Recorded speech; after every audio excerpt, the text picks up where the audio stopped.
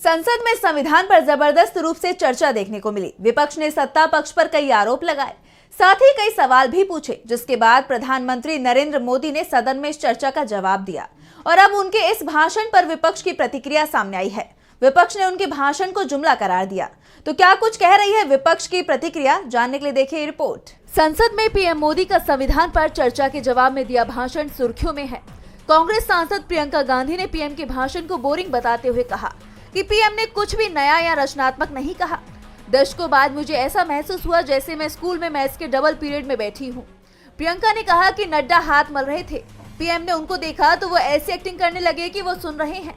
अमित शाह अपना सिर छू रहे थे, पीछे बैठे पीयूष गोयल ऐसे लग रहे थे मानो वो सोने वाले हैं।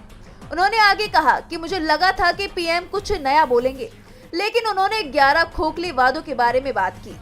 अगर उनमें भ्रष्टाचार के प्रति जीरो टॉलरेंस है तो उन्हें कम से कम अदानी पर बहस करनी चाहिए। वहीं सपा प्रमुख अखिलेश यादव ने तंज भरे स्वर में कहा कि हमें 11 जुमलों की शपथ सुनने को मिली।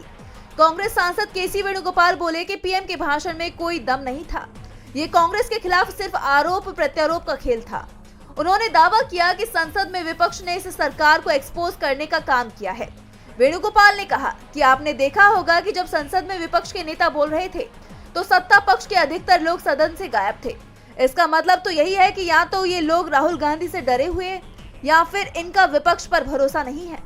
वहीं आरजेडी सांसद मनोज कुमार झा ने कहा कि प्रधानमंत्री के स्क्रिप्ट राइटर उनका बहुत नुकसान कर रहे हैं और इससे देश का भी नुकसान हो रहा है।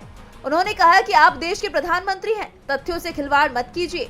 जब जब लगता है कि प्रधानमंत्री देश के प्रधानमंत्री की तरह एक विशाल हृदय के साथ व्यवहार करेंगे, तब तब हमें निराशा हाथ लगती है। आपको बता दें कि पीएम मोदी ने अपने भाषण में विपक्षी दलों पर निशाना साधा।